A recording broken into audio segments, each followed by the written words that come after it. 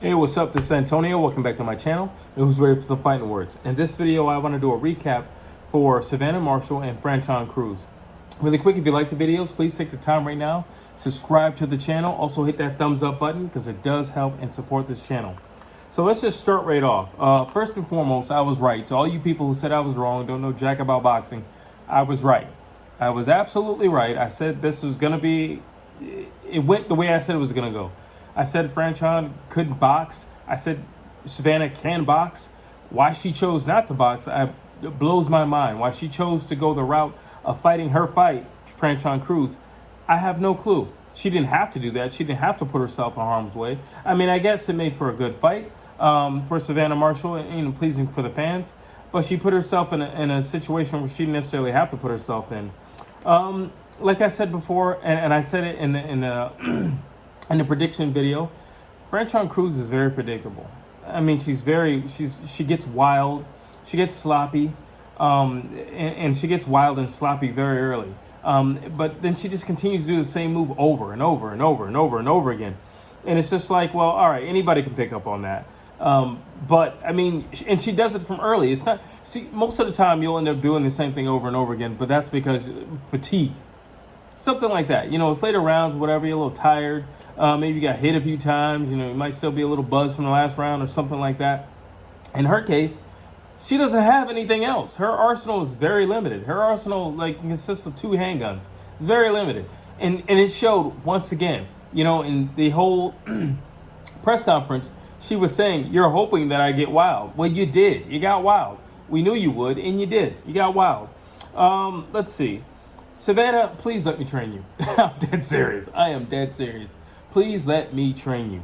I think you need to leave your coach. I think he has done what he can do.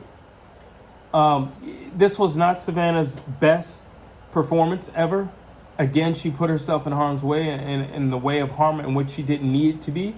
It could have been a much easier fight. It really could have been.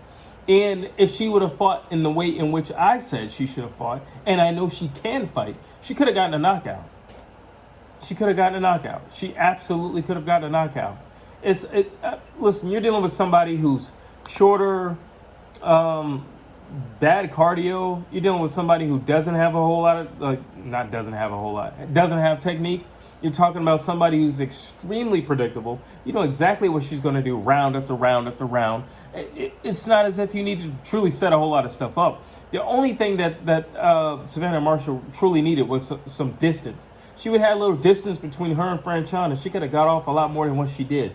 The dipping. I don't know why she's dipping down to the smaller person's level. That's one of your natural advantages. Use it. Stand up straighter. Use it.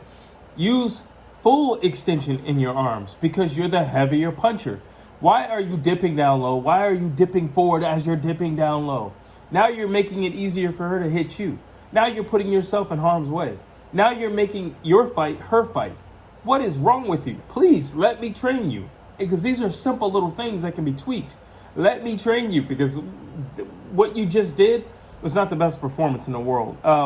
And no knock on Franchon, and I do respect the fact that she was unified, undisputed champion. I gotta respect that. But at the same time, she's not elite. I'm sorry, she's not elite. It is what it is. She's not elite, and she proved it. She's not elite. So that's that. Listen, Claressa Shields said, you won't win in a rematch doing that. So we're in agreement. Claressa Shields and myself are both in agreement. What Savannah Marshall just did would not beat Claressa Shields in a rematch. That would not win. That would not win whether somebody who's smaller, somebody who's faster, somebody who uses more angles, somebody has more of an arsenal, somebody who's a lot more smarter in the ring, somebody who hits harder than Franchon Crews. Like, that's just not going to cut it. None of that is going to cut it. And listen, what do I say? Again, these are minor adjustments. I'm not talking about reinventing the wheel. At this stage, you're not going to reinvent the wheel for Savannah Marshall. But what you can do is tweak the wheel to make it run smoother. That's what you could do. You can make you could I don't know. You can like shave off a little bit of the wheel, make it a little bit more round, make it a little bit more curvy, and then it runs a lot smoother on the road. But what we're doing is not going to get us there. I just wasn't impressed with that performance. I didn't think the fight that was fought needed to be fought. And it was a much more, unfortunately, because of that, it was more competitive than what it needed to be. Because honestly, the way I see it in my head, and there was a point in time, the way Savannah Marshall boxed prior to losing to Claressa Shields, she was so much more fluid. She was so much more light on her feet. And now she's dipping down low. She's planting her feet while low. She's leaning forward. And I'm like, what are you doing? The only thing that she did, well, was double up and triple up on the jab, which again, I mentioned in my last video, my prediction video. And I said that. And that was one of the things that I knew would give her success. And it did, because it opened up opportunities. But it would open up a lot more if you stood up a little straighter. It'd open up a lot more if you created a little distance. Again, she's shorter than you. Why are we... I don't know. Let's see. What else do I have? Franchon Crews is just not on the level. And it's funny because even after the fight in the post-fight interview where Shields is, going off, really just trying to steal the moment from Savannah Marshall. And one thing I don't like is when people try to steal moments from people. I think it's very rude. I think it's disrespectful. I think it shows a lack of class on Claressa Shields' part. Listen, Savannah Marshall just won a bunch of belts. Give her her moment. If you want to have a sidebar with one of the interviewers on the side, that's totally fine. But give her her moment. She deserves her moment. At least give her that. She truly deserves it. And I feel like that was robbed because Claressa Shields wanted to steal the moment. Now, I get it. You're trying to build up for the next fight, and I totally understand that. That's called marketing, people. But at the same time, she deserved to have her moment. If you wanted to do that, you should have ran up in the ring and right after the fight, when Savannah Marshall was pronounced the winner, you should have ran up in the ring and said whatever you had to say. But don't take it from her press conference. Let her have her moment. I think that's important. I kind of feel like and Savannah Marshall's not a big rah-rah type of person. She doesn't have that type of personality where she's going to be like, let me talk or whatever. She's not going to say that. She's just going to sit back and allow you to do what you want to do. But she needed to have her moment. She fought for it. She earned it. And she should have had her moment. And Claressa should have respected the fact that she deserved that moment. And unfortunately, I feel like that moment was kind of robbed from Savannah Marshall. So I guess the only question is, will there be a rematch? Yes, there's definitely going to be a rematch. A lot of freaking money on the table. Yes, there's going to be a rematch. 150% there's going to be a rematch. Now, I heard one of the interviewers say that, the last time that they fought, Savannah Marshall and Claressa Shields, that the pay-per-view numbers were around 2 million buys or something like that. Okay, that's true. However, you also got to take into account that Michaela Mayer and Alicia Baumgartner was also fighting on that bill. And if you ask me, they actually stole the show from Claressa Shields and Savannah Marshall. How so? Because they both interacted. They both pushed forward. They actually have... both parties have bad blood. But the Baumgartner versus Mayer bad blood is serious bad blood. I mean, Mayer kicked Baumgartner. That's bad blood. So when you add both of those fights together, yeah, they generated what they generated. But if they're trying to say that just Claressa Shields and Savannah Marshall did that on their own, I highly disagree. I do think this fight could probably do that, their rematch, and I'll tell you why. Because now they're both undisputed champions. So yeah, that's even more exciting. Savannah Marshall got her hooray back. So yeah, I could totally see them doing numbers like that, quite possibly. But it's only in the UK. U.S.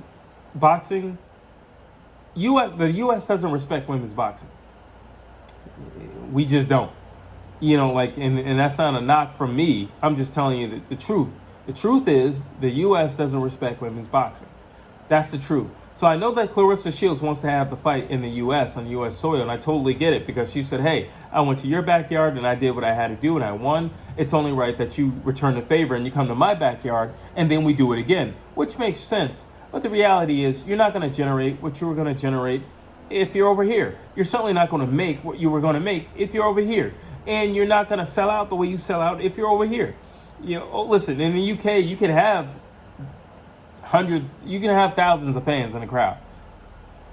20,000 fans or something like that in the crowd. You're not going to do that in the U.S., not for a women's fight. No, you're not going to do that. In Claressa Shields, like, oh, I just sold out 12,000. Well, that's cute, but in the UK, you could double that. I understand you want to be in your home turf, and I understand that you want to have home field advantage, and I understand that technically you deserve the right to have it where you'd like because you won the last time around. I'm not knocking any of that. But the reality is, if you want to get the best bang for buck, you need to go to the UK. If you want to get the most out of the venue, you need to go to the UK. If you want to get the most money, you got to go to the UK. Whatever it is, you got to go to the UK. Okay, like if you want to be marketed properly, you got to go to the UK. There is no ifs, ands, or buts about it. If you want to get the most out of this rematch, you must go to the UK. There is no ifs, ands, or buts about it. But you drop your thoughts down below. I want to hear what you have to say. Do you agree with me that, number one, Savannah Marshall needs to leave her trainer? I firmly believe this. She needs to leave her trainer. And I don't know. Listen, maybe she needs to go to Texas with Derek James. Listen, that seems to be a trend. You get beat or you're in your comeback, you go right to Texas to Derek James. And I think actually Derek James would be the perfect trainer for Savannah Marshall because she hits hard, because she's tall. She has a lot of fighters like that. I mean, he has a lot of fighters. All of his fighters hit hard. All of his fighters are stalkers. All his fighters, they're aggressive. And I think he would do wonders with Savannah Marshall. Or you can come over here with me. I'm just saying. But drop your thoughts down below. Again, I'd love to hear what you have to say. Please like, please share, please subscribe to this channel.